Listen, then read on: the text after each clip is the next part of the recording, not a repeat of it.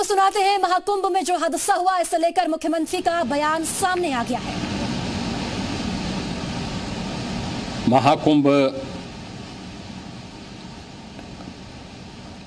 प्रयागराज का आज मौनी अमावस्या का मुख्य स्नान है और कल सायंकाल 7 बजे से ही काफ़ी बड़ी संख्या में श्रद्धालुजन प्रयागराज पहुंच करके स्नान भी कर रहे थे और काफ़ी बड़ी संख्या में श्रद्धालुजन ब्रह्म मुहूर्त का भी इंतजार कर रहे थे। एक दुर्भाग्यपूर्ण हादसा इसी दौरान अखाड़ा मार्ग पर संगम के तट पर हुआ, जिसमें 90 से ज़्यादा लोग गंभीर रूप से या सामान्य रूप से घायल हुए। यह हादसा भारी भीड़ के द्वारा अखाड़ा मार्ग के बैरिकेडिंग्स को तोड़ने और उसके बाद उससे कूद करके जाने के कारण वहाँ पर हुआ है, जिसमें 30 के आसपास लोगों की दुखद मृत्यु हुई है। 36 घायलों का प्रयागराज में उपचार चल रहा है। शेष घायलों को उनके परिवार के सदस्य लेकर के चले गए हैं। घटना दुखद है, मर्माहत करने वाला है।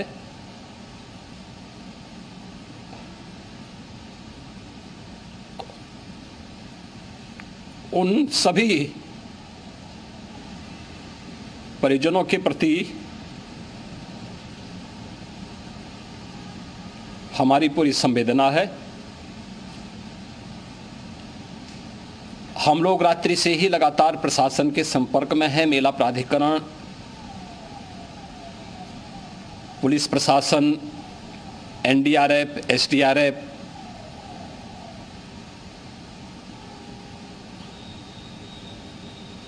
और भी अन्य जितने भी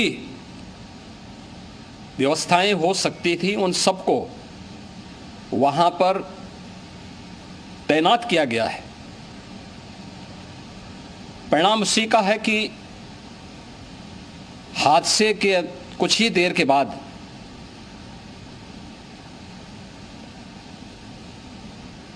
राहत कार्य को ग्रीन कॉरिडोर बना करके प्रशासन ने, पुलिस ने, एनडीआरएफ और एसडीआरएफ के स्वयंसेवकों ने सभी लोगों को हॉस्पिटल तक पहुंचाने का काम किया है। लेकिन दुर्भाग्य से इस दौरान ये मौतें हुई हैं।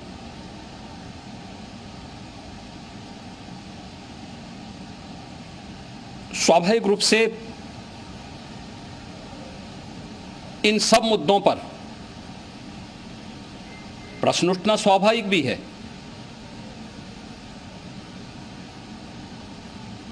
उपचार के बाद बहुत सारे लोग अपने परिवारजनों के साथ जा चुके हैं, उनके परिवार के लोग ले जा चुके हैं। जो बाकी बच्चे हैं उनका उपचार चल रहा है।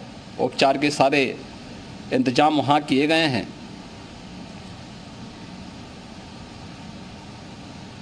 प्रेशर मौनी अमावस्या का ये मुख्य स्नान है महाकुंभ का, और बहुत ज़्यादा प्रेशर प्रयागराज में होने के कारण सभी प्रकार के मार्ग भी चौक थे। रात्रि से ही प्रशासन उन मार्गों को खुलवाने और स्थिति को सामान्य करने के लिए पूरी तत्परता के साथ लगा भी रहा।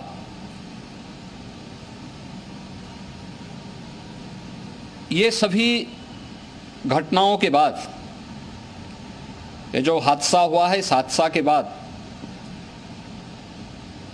वहाँ पर अखाड़ों ने जो आज अमृत स्नान ब्रह्म मुहूर्त में 4 बजे से प्रारंभ होना था। मेला प्राधिकरण के अनुरोध पर उन्होंने स्थगित किया था। अपराह्न में अमृत स्नान प्रारंभ हुआ, जिसमें सभी अखाड़ों ने और अन्य जो सहयोगी संस्थाएं हैं उन लोगों ने इसमें भाग लिया। सभी पूज्य आचार्य महामंडलेश्वर भी इस अमृत स्नान में भागीदार बने। प्रयागराज में आज 8 करोड़ से अधिक लोगों का, श्रद्धालुओं का दबाव था।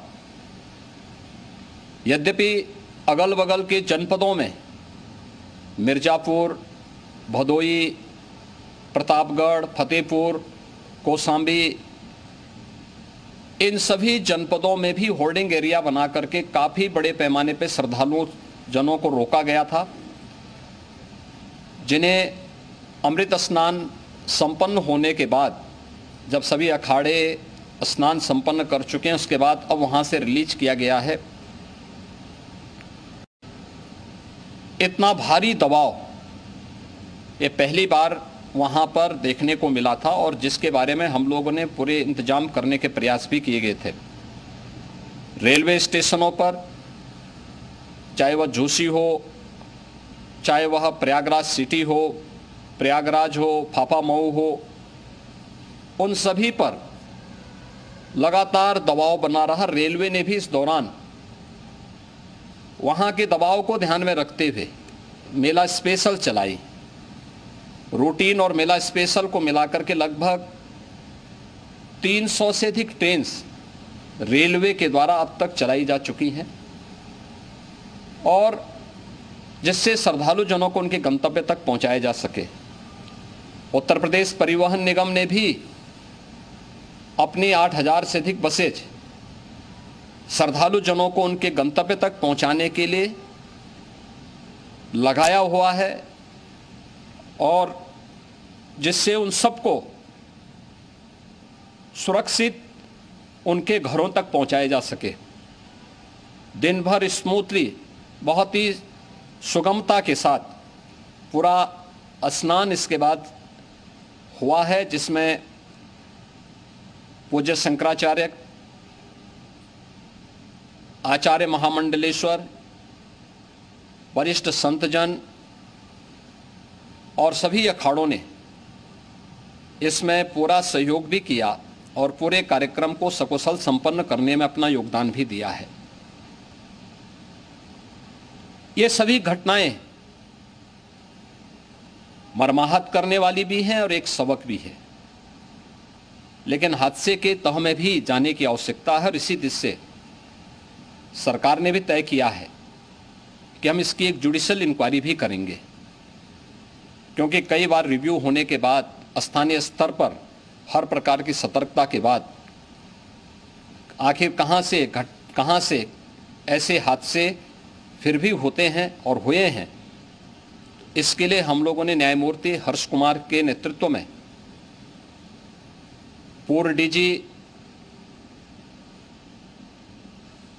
श्री वीके गुप्ता और retired IAS Shri D K Singh, इन 3 सदस्यीय जुडिशियल कमीशन को भी इसके लिए गठित किया जा रहा है। इन सभी अन्य कार्यों के साथ साथ हम लोगों ने वहाँ की पूरी घटना पर आज पूरे दिन भर एक एक घटना को लेकर के मुख्यमंत्री का जो कंट्रोल रूम था, उस कंट्रोल रूम से भी, चीफ सेक्रेटरी के कंट्रोल रूम से भी, डीजीपी के कंट्रोल रूम से भी लगातार इन चीज़ों की मॉनिटरिंग की जाती रही। दिन भर बैठक चली है और लगातार एक एक घटना को लेकर के वहाँ पर प्रशासन के साथ संवाद भी रहा है, विभिन्न अखाड़ों के साथ संवाद रहा है, अन्य संतों के साथ भी दिन भर हम लोग संवाद बनाते रहे हैं। प्रातःकाल से आदरणीय प्रधानमंत्री जी का, माननीय गृह मंत्री जी का, माननीय राष्ट्रीय अध्यक्ष जी का, अन्य तमाम केंद्रीय मंत्रियों का, माननीय रेल मंत्री जी का, प्रदेश की माननीय राज्यपाल महोदया का भी समन्वय बराबर आवश्यक दिशा निर्देश भी और मार्गदर्शन भी प्राप्त होता रहा। इसको लेकर के यहाँ पर सरकार ने उसे नीचे मजबूती के साथ उतारने का कार्य करने का प्रयास किया। घटना अत्यंत दुखद है। मृतकों के प्रति मेरी विनम्र श्रद्धांजलि है। जितने भी मृतक के परिजन हैं उन सभी परिवारजनों के प्रति जिन्होंने अपने परिवार के सदस्यों को खोया है, मेरी संवेदनाएं हैं। विनम्र श्रद्धांजलि उनके प्रति संवेदना मेरी है और इस पूरी घटना की हम लोग न्यायिक जांच करवा करके इसकी तह में भी जाएंगे। इसके अलावा पुलिस के स्तर पर भी अलग से हम लोग इसकी एक अलग से भी जांच करवाएंगे कि आखिर कहां पे ऐसे हादसे किन कारणों से हुए हैं, क्योंकि पहले से इस बारे में हम लोग हमारी रणनीति थी कि इतनी बड़ी संख्या में श्रद्धालु वहां पर आएंगे। मृतक के परिजनों के प्रति हम प्रदेश सरकार की तरफ से जिन्होंने इस हादसे में अपने परिवार के सदस्यों को खोया है, वहां पर मेला प्राधिकरण के पास वो पूरी सूची है, उन लोगों ने उसको वहां पे जारी भी किया है।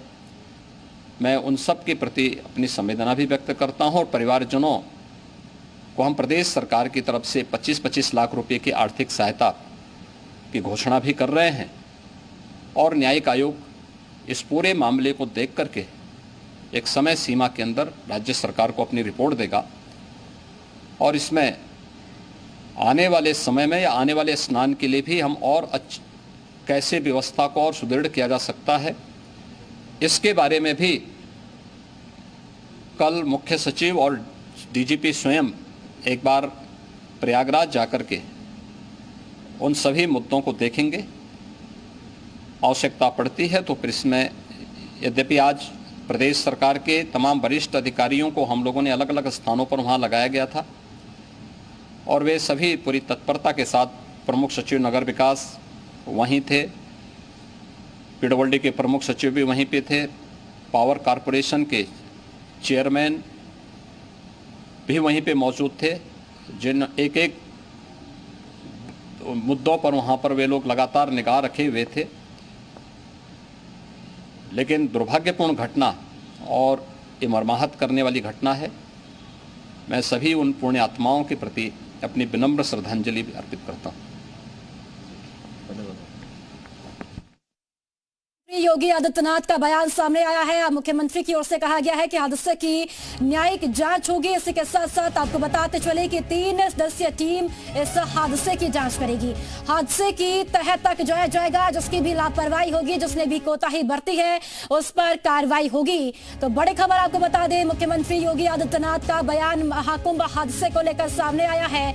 मुख्यमंत्री ने कहा है कि अब इस मामले की जांच होगी, तह तक जाया जाएगा और हर एंगल से अब इस मामले पर निगरानी रखी जा रही है, जांच की जा रही है। इसी के साथ साथ अपनी बात को रखते हुए मुख्यमंत्री भावुक होते हुए भी नजर आए।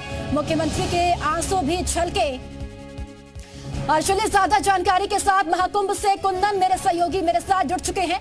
कुंदन, मुख्यमंत्री योगी आदित्यनाथ का बयान सामने आया है, अब न्यायिक जांच होगी पूरे हादसे की, लेकिन दूसरी तरफ मुख्यमंत्री भावुक होते हुए भी नजर आए। बिल्कुल, देखिए मुख्यमंत्री योगी आदित्यनाथ की भावुक तस्वीरें हमने देखी। उनकी आंखों में आंसू थे। ये इसलिए थे क्योंकि उनकी मेहनत जो है हम लगातार दिखा रहे थे। वो हर 2 से 3 दिन में आ रहे थे, चाहे कुंभ की शुरुआत हुई हो या कुंभ की शुरुआत से पहले लगातार उनकी मौजूदगी जो है कुंभ मेला क्षेत्र में रही और एक एक चीज को बारीकी से देख रहे थे। हर एक चीज को वो सही तरीके से करना चाहते थे, लेकिन चूक कहां से हो गई, इसकी जांच के लिए न्यायिक आयोग का गठन मुख्यमंत्री योगी आदित्यनाथ ने किया है। 30 लोगों की मौत अपने आप में बहुत बड़ी घटना थी और जो हादसा हुआ है उसके पीछे कई वजह हो सकती है। पुलिस के प्रशासन की थोड़ी सी नाकामी हो सकती है, भीड़ को कंट्रोल